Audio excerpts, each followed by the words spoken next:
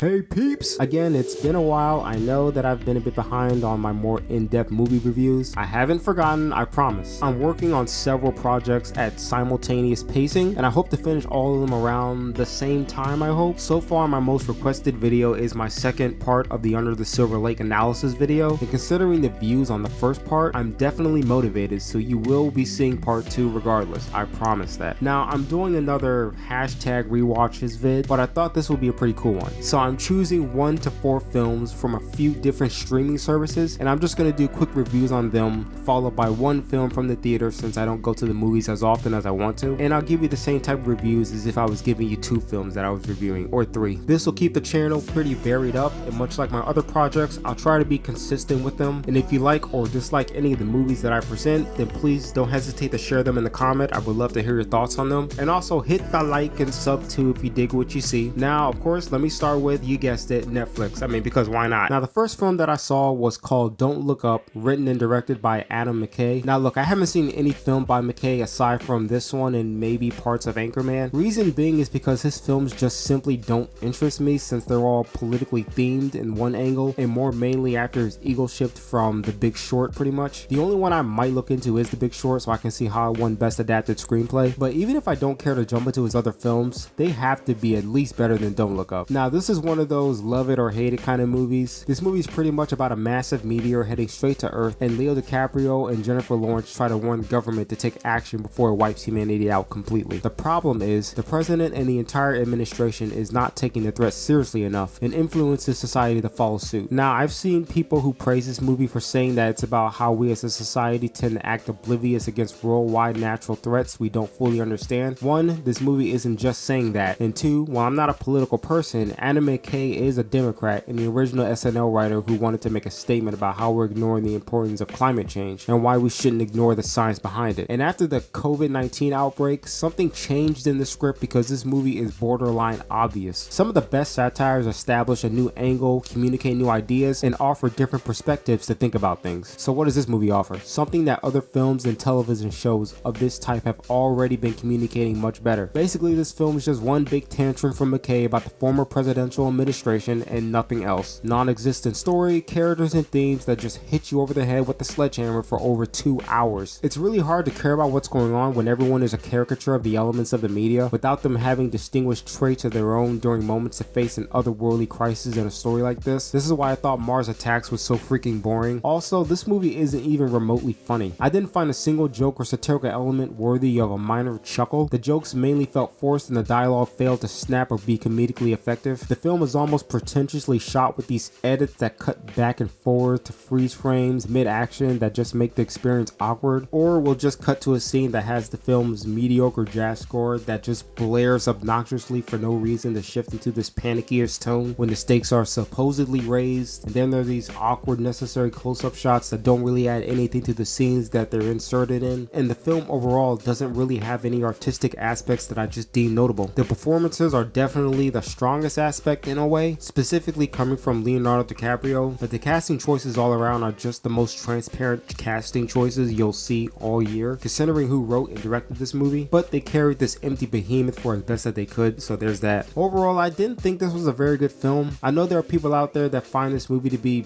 brilliant, but the idea of a meteor crashing to Earth has a more clear, quantifiable result that concludes in absolution rather than a virus pandemic. So why are you going the apples and oranges route to state your argument against the former presidential administration instead of a concept that evens out what's happening in the world now? I don't know. By the end of the movie, I just didn't care, and I thought that what was the point of all this? Oh, I know why, because it's one big stupid cynical metaphor. Cynicism is fine in a satire, but just add a little meat to it. If you like this movie, I'm not sure how or why, but I guess, but this movie was just a message and nothing more, which isn't a good thing when it comes to making a good satire. Network, Dr. Strangelove, and Brazil, this ain't. And I'm giving it 2 stars out of 5. Number 2 is the Jonathan Larson semi-autobiographical biopic called Tick Tick Boom, and it was good. Now, much like In the Heights, I had no idea that this was a musical going into this movie. I'm bringing this up because this is the directorial debut of Lin-Manuel Miranda, creator of Hamilton and the last play that I just mentioned, and as a director, he he shows some promise. He doesn't break any mold, but the film is competently and professionally made. It does have some occasional long takes that I appreciated. The editing is probably what does admittedly stand out the most. It's tight, well timed, and the editing sinks in well with the intended song being used for those edits in the film. I appreciated that the story was told similar to that of 2008's Bronson, where the main subject narrates his own story with an audience to add some stylism and artistry to the experience. The performances are for the most part pretty strong, and it's safe to say that Andrew Garfield commanded every scene he was in and paid much respect to the amazing and visionary Jonathan Larson himself. From his consistent look of uncertainty and concern, to his perseverance and determination, to his eccentricity and resilience, and lastly his energetic and bright spirit. I just love actors that embrace the film's main subject where you no longer see the actor but just the character. There was only one weak performance, but it was only one scene from that one actress that was lackluster, but she improved a few scenes later on anyway. There's only one gigantic flaw, and this one is a split way feeling for me. Now, considering that this was an adapted musical written and directed for the screen by a playwriter-director, there are some choices in the music that I feel overdoes the production side during those musical sequences, and this will be something that I feel a lot of people will disagree with, because I don't have this same issue with other musicals, but my problem is that it feels as if the film is forcibly telling me how to feel during these sequences in a way that they're presented rather than allowing me to naturally experience these moments. I feel they should have altered the way they chose to present these sequences production wise, because I felt emotionally manipulated and not really given credit, and it took away from my engagement and investment in Larson's story. Like I said, it's only subjective, and I will admit that they're well produced sequences, but they could have used a bit more of a tone down in my opinion. That's why I always like something like Les Miserables' uses of music in that film. Yes, I know they're completely different movies, but the music speaks for itself and the production doesn't really call for frequent altering, and it made the juxtaposition between the music and its setting pretty effective. And without spoiling anything for anyone who hasn't seen the movie, I hate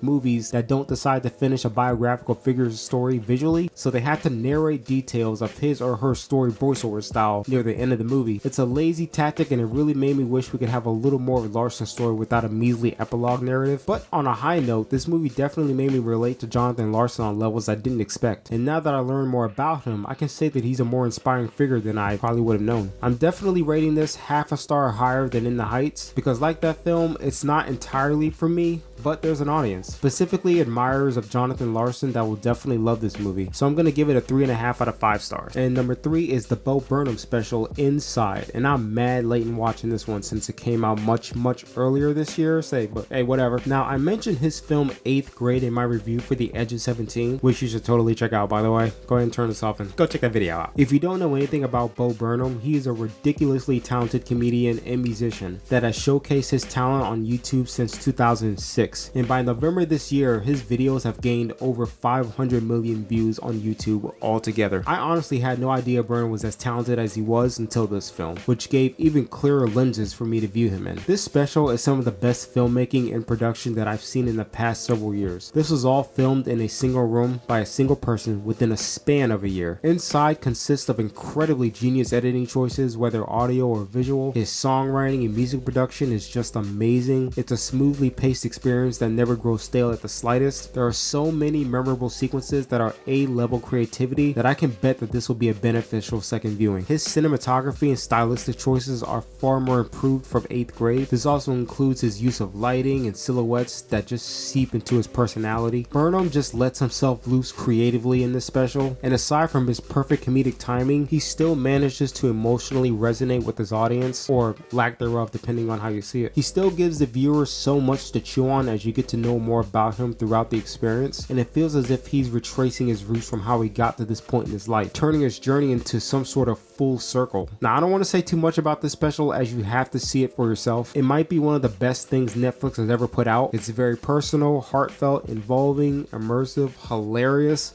and just plain beautiful, honestly. And I can't wait to check it out again, and I'm gonna give it a 4.5 out of 5 stars. And the last Netflix feature that I watched is the latest Jane Campion film called Power of the dog. Now, if you're not familiar with Jane Campion, her most notable film is 1993's Piano, which I haven't seen yet, but it's on my watch list, okay? The Power of the Dog is one of those movies that I recommend you go completely blind in, because after you watch it once, it's almost a necessity to watch it again to get all the information the second time around. There's not a single moment worth spoiling because many of the film's plot elements are pieces of a larger puzzle to how everything pays off at the end. The film itself is a bit of a slow burn, but I never felt stale or time wasting. This is elevated by the stellar score by Johnny Greenwood, who also did the score for a few of Paul Thomas Anderson's movies. The film is exceptionally shot, and this goes especially for the gorgeous landscape shots. The film itself overall just nails the atmosphere that mends perfectly with the film's tone, and like Once Upon a Time in Anatolia, I could practically feel the film's atmosphere due to the well-balanced sound design that makes the wind and water just as prevalent as the larger aspects of the film. The performances from Benedict Cumberbatch, Kirsten Dunst, Jesse Plemons, Cody Smith-McPhee were great, and their characters felt very real the entire way through. My only real complaint is that there's a single CGI effect that looked really weird and out of place, but other than that, definitely check this one out if it's something in your field. Westerns are a hit or miss, but my zero knowledge of this film, aside from knowing that it's a Western, definitely left me surprised and satisfied, and I can't wait to check it out again. And I'm gonna give it a solid 4 out of 5 stars. Alright, now let's switch to the Amazon Prime films. The first one I watched was Being the Ricardos, written and directed by the Academy Award winning screenwriter Aaron Sorkin. And I really wanted to like this movie more than I did, but I couldn't. I just couldn't. The film centers on Nicole Kidman and Javier Bardem as Lucille Ball and Desi Arnaz in their one-week production of working on the hit show I Love Lucy, and fighting accusations that could affect both their careers and marriage. Now let me go and get the good out the way. Daniel Pemberson's score was great, and I honestly wanted a little more from it. It hit the right emotional notes and really elevated a lot of the small scenes and also the big ones. I like some of the editing choices that cut between Lucy's vision of what she wanted for a certain scene in the show versus what she was struggling to communicate to the producers and the other actors. Javier Bardem was fantastic as Desi. The ending might have been the only time I was emotionally invested in the film. Had the film had ran with that might have had me more engaged, but it was a great scene in an otherwise pretty mediocre movie. Alright, now let me get to the bad. Nicole Kidman was all wrong for the part of Lucille Ball. Her voice inflections were off. She sounded and acted incredibly bored. There was little contrast between her comedic side on set and this no-nonsense approach she had off screen. You could tell that she was clearly wearing makeup or Botox or whatever it was, and she came off as inexplicably unlikable. Even if they were going for portraying Ball as someone that wasn't pleasurable to work with on set due to her assertive behavior, could they at least give me a reason to root for this character? I mean, Sorkin got this right in The Social Network, and even then Zuckerberg's questionable actions still had much deserved consequences. I just don't understand why they turned her into this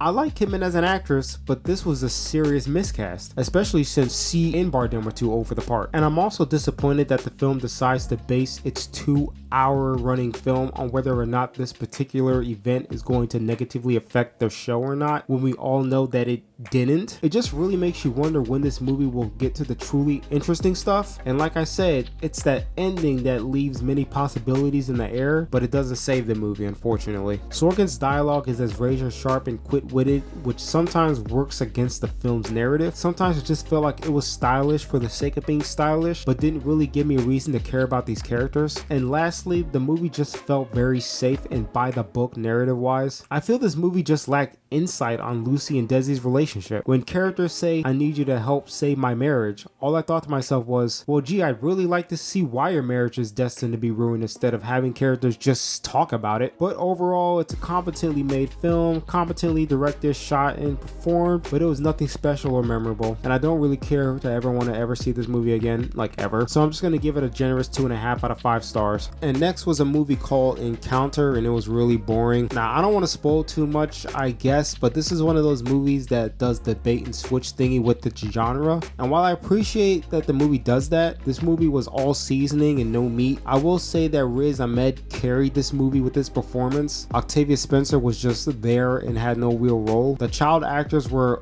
okay sometimes, I guess, nothing standoutish. This movie forgets to write characters and turns everyone into a plot device, and by then I would have appreciated how this movie subverts the main plot if they actually wrote characters. It's decently shot for a low budgeted movie though. I think I remember the score being pretty solid, and it does have some pretty creative sequences in the beginning of the film. It was a great idea that was implemented pretty unremarkably. I mean, you see it if you want, you'll either like it or not. I didn't really care for it, so I'm just gonna go ahead and get this over with and give it a 1.5 out of 5 stars. And next is an Indian film called Job Bim, directed by T.J. Nanavelle, and it was pretty great, honestly. I've always liked court dramas, and films from India have a certain stylistic approach that could either work for me or not. The first 30 minutes of this movie definitely left me a little skeptical, but after half an hour, the movie kicked into gear and went in directions that I actually did not expect. It still follows the expected tropes of an Indian movie, but it was more restrained and structured around a very strong and emotionally wrenching courtroom drama. The film keeps you guessing and makes you really care about the characters and their fight for justice during a very indecent and ugly situation. The performances are all top notch, and tonally the film manages to have a fair degree of energy and drama that balance each other out. The song choices are not really for me, and the film score is pretty generic at times, but other than that, this was a pretty great movie that surprised me. I recommend this to anybody who's curious about this movie, and don't let the 164-minute runtime intimidate you. You'll never be bored watching this, and I'm gonna give it a solid 4. It's closer to a 4.5, but I think a solid 4 is still good enough in my book. And the last Amazon Prime film that I watched was called One Night in Miami, and I very much enjoyed it. This is Regina King's second directorial effort, and this was also written by the original stage writer Kemp Powers. The film is pretty much a fictionalized interpretation of Muhammad Ali, Malcolm X, Jim Brown, and Sam Cooke's one-night endeavor in Miami,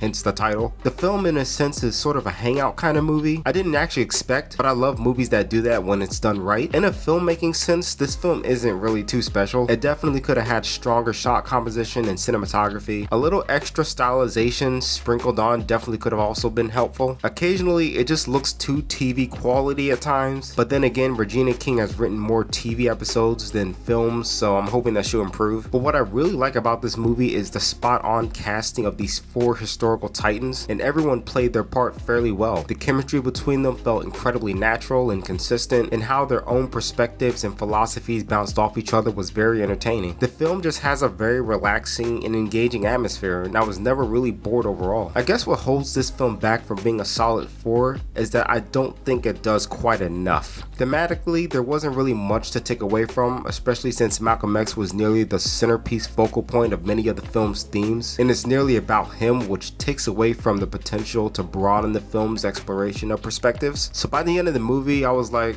meh, could have been more. But other than that, I recommend this film definitely. Keep in mind that the events in the film are not true entirely, but it's still a well executed take, and I liked it, and I'm gonna give it a 3.5 out of 5 stars. So now let's go to Mubi. Now Mubi might be my favorite streaming service, so I love recommending movies from that streaming service because it has movies that most people probably haven't seen or given a chance yet, so I try to recommend as many as I can. The first one is a Georgian French film called Beginning, and it was pretty good. This is a slow burning film that's not really for everyone. It's all about the aftermath of an attack on a Jehovah's Witness church in a small town, and a woman's personal journey of distrust and fear that she develops in her community. The film has a lot of long lingering shots that go on longer than the average film. It really helps to raise the tension in certain scenes when characters see what we can't, and it elicits a certain degree of uneasiness as a viewer. There's no music, but just sounds of the environment that elevates the immersion of the film. The performances are all nuanced and realistic, and lastly, it's a great testament to patient, challenging filmmaking. It definitely gives me Michael Haneke and Andrei Tarkovsky vibes in its cinematography, and hopefully it stays on Mubi long enough to want to watch it again to appreciate it. And I'm gonna give it a 3.5 out of 5 stars, but it's definitely closer to a 4, but we'll see. And then we have Athar, the directorial debut of Andreas Fontana. This is a very interesting and very engaging conspiracy film about a man named Yvonne Daywell that is sent to 1980s dictatorship-filled Argentina to replace his old partner, who has mysteriously disappeared and is in topic of a lot of rumors and stories. I love this descent deeper in the darkness approach to the exploration of corruption, secrets, and how far one will go to achieve a certain degree of success. The film is shot favorably well. It's also a quiet film, which is thematically relevant, and the performances are all more than solid, striking that right balance of characters showing signs that there's some underlying darkness that they're they're trapped in, and also the mask that they wear, playing it straight, pretending that that isn't the case at all. It's a tension-filled experience that is both uncompromising and satisfying, really communicating how common things like this actually happen for financial and or corporate gain. I highly recommend this movie to anybody who's interested in it, and I'm gonna give it a 3.5 out of 5 stars, and you're probably gonna guess that I just said closer to a 4. Yep. And lastly, we have a documentary called The Witches of Orient, and it was a little disappointing. Now, I found the subject matter to be very interesting, as it's about a nearly unbeatable Japanese women's volleyball team comprised of factory workers. We learn about certain team members and how they train, their cultural effect, and the lives that they live now. Now, why am I disappointed with this documentary? Because while I appreciate what French director Julien Farot was trying to do in terms of how to stylistically present this subject, I feel like his priorities were all over the place. There's stylistic choices that didn't make sense to me until an hour later, such as integrating animated segments into the actual footage during their games or practice. And pacing wise, this documentary just lacked energy and flow. I just feel this documentary should have been better structured because I felt like things were missing or sequences were placed in the wrong order. I feel like this documentary just also lacked insight on the team's relationship in depth. We learned about their teamwork, their communication, but personally, I just wish we knew more about them back then as people. We see them together much later, but I feel like that same relationship matters to me in the past as well, and I felt like they had plenty of time for that. I mean, this documentary is 100 minutes, but on a high note, I did appreciate the excellent real footage that they had. It was all remastered and clarified, and it was my favorite aspect. Honestly, I would have preferred that they take the Amy route and just use old footage and do voiceover commentary over the documentary. Well, that's if they had enough footage. I'm not sure if they had or not. Overall, I really wanted to love this movie, but I feel it was too disjointed than it needed to be. See it if you want, and you might like it more than I did, but I wanted more out of it than what I got, and I'm gonna give it a 2.5 out of 5 stars. And then I switched gears to a couple of animated films. One is called Cryptozoo. Cryptozoo is an animated film written and directed by Dash Shaw, who also was a graphic novel author.